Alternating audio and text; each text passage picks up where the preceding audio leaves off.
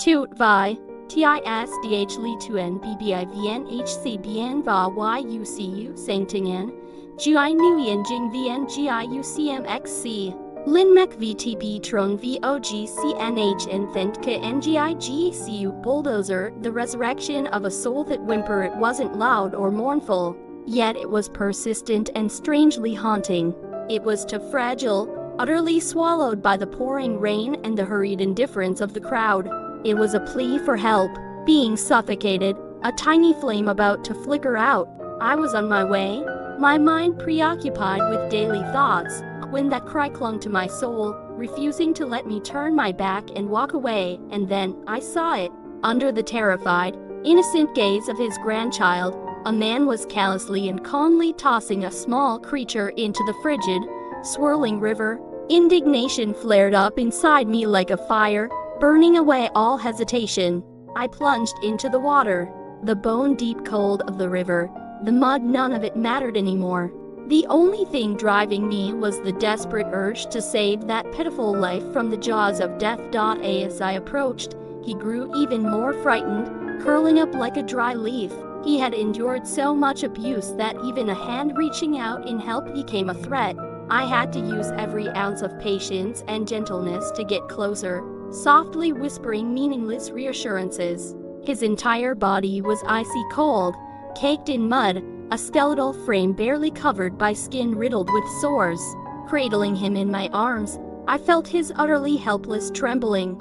I brought him home and turned my kitchen into a makeshift emergency clinic. As the layers of dirt were washed away, the shocking truth was laid bare. His face was swollen, his body almost bare, covered in horrific scars and festering wounds. He was severely malnourished, battling serious skin infections, and his paws were so swollen he couldn't walk. His nails were worn down to the quick. I named him Bulldozer, a powerful name, a prayer for the resilient spirit I knew was hidden within him. The first few days were an intense struggle for survival. Bulldozer refused all food, all water. He just lay curled up, his dull eyes filled with extreme fatigue and a profound loss of faith in humanity. He would whimper whenever I tried to approach. I understood I couldn't force him. I could only place the food and water nearby, then step back. I sat for hours, silently, letting him grow accustomed to my presence, letting him learn that this hand carried not threat, but protection. We began a difficult journey of healing.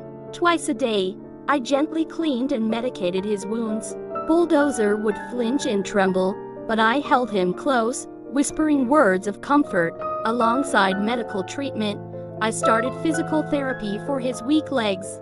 I massaged his muscles, supported his fragile body, and encouraged him to stand for just a few seconds at a time. They were moments of high tension, but I saw a faint flicker of resolve in his eyes, and then, the miracle came, slowly but surely. One morning, I offered him a bowl of warm chicken porridge. He lifted his head, sniffed tentatively, and then took a cautious lick. That moment, for me, was worth more than any reward.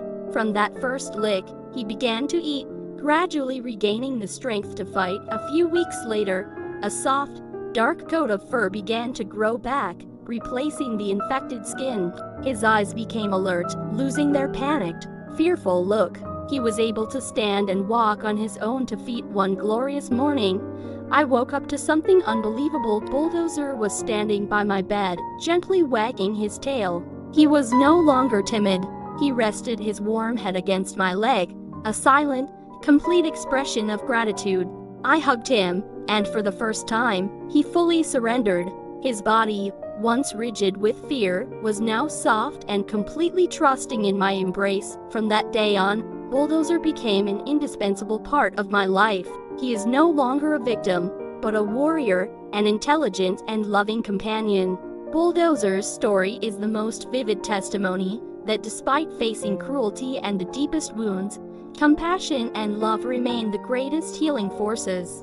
I no longer remember the coldness of that river, but I will never forget the warmth of a soul resurrected in my arms.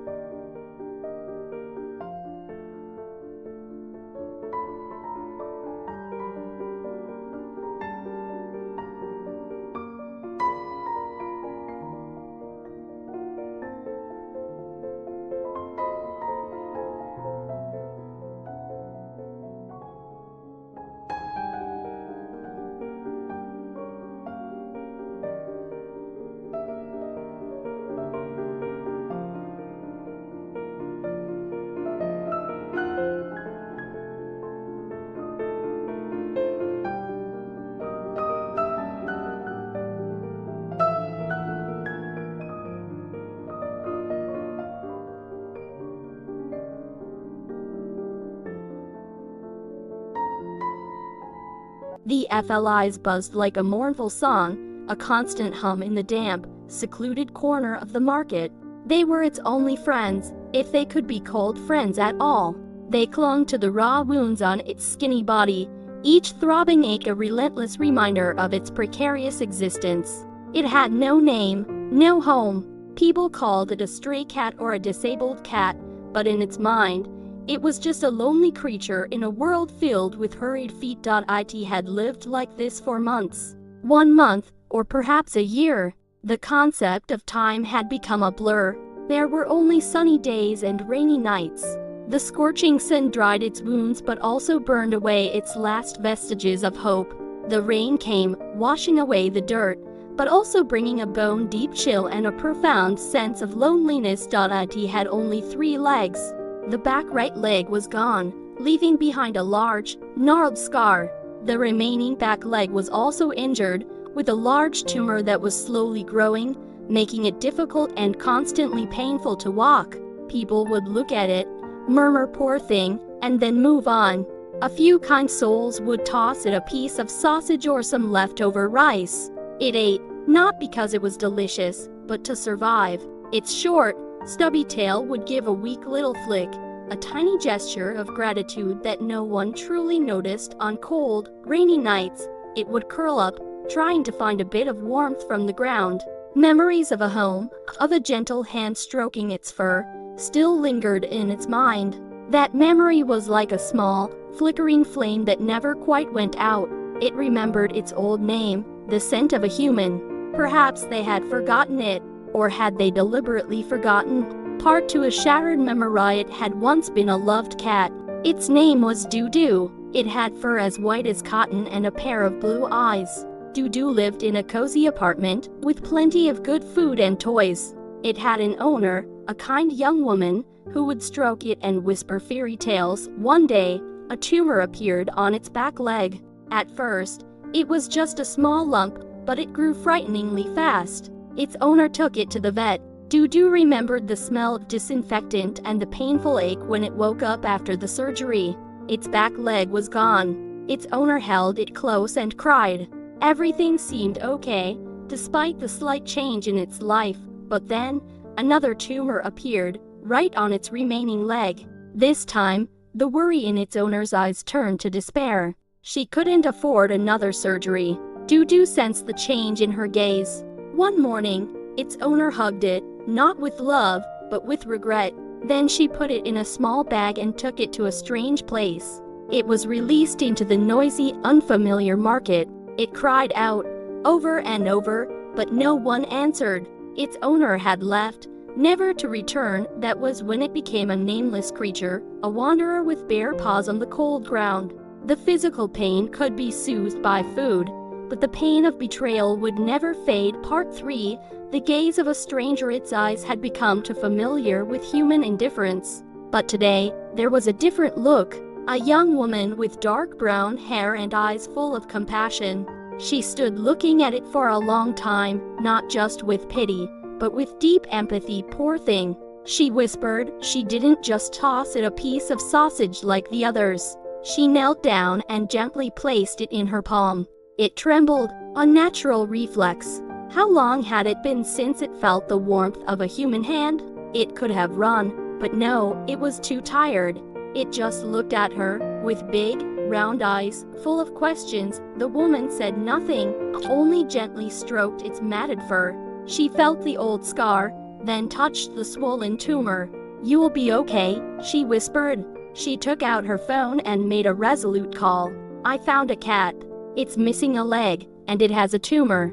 Yes, I'm bringing it in right away." The woman carefully lifted it and placed it in a cardboard box lined with a soft cloth. For the first time in months, it was leaving that damp corner of the market. It smelled her scent, a warm fragrance, completely different from the smells of dirt and disinfectant. It felt like it was being protected. Part for the healing journey. The woman took it to a vet clinic. The doctor examined it and shook their head. "This tumor is very large and shows signs of metastasis. We have to operate, but this cat has already had a leg amputated." The woman didn't hesitate. "Let's do what we can." As long as it can live, it went through its second surgery. When it woke up, it felt pain, but also relief. This time, it wasn't abandoned. The woman stayed by its side. She gave it medicine, fed it, and stroked its fur. She gave it a name. Vian, she said. From now on, you will have a full and complete life. Vian gradually got used to its new life. It was bathed, and its once white fur was clean again. It no longer had to run from flies or endure the cold. Vian lived in a room with a window, where it could watch the sky and the birds fly. Its remaining leg was in a cast, but it learned to move skillfully on 3 legs. The woman's life also changed. Before, she had felt empty and lonely. Vian came, like a friend, a silent companion. Every time she came home from work, Vian would greet her, rubbing against her leg. It couldn't meow, but it showed its affection with its eyes and gentle head nudges. Inclusion, a complete life. Many months passed. Vian's wounds had fully healed. The tumor had been removed. It no longer had to endure pain, and it had learned to trust humans again. Although it only had 2 legs, Vian could walk and even run. It was no longer a disabled stray cat.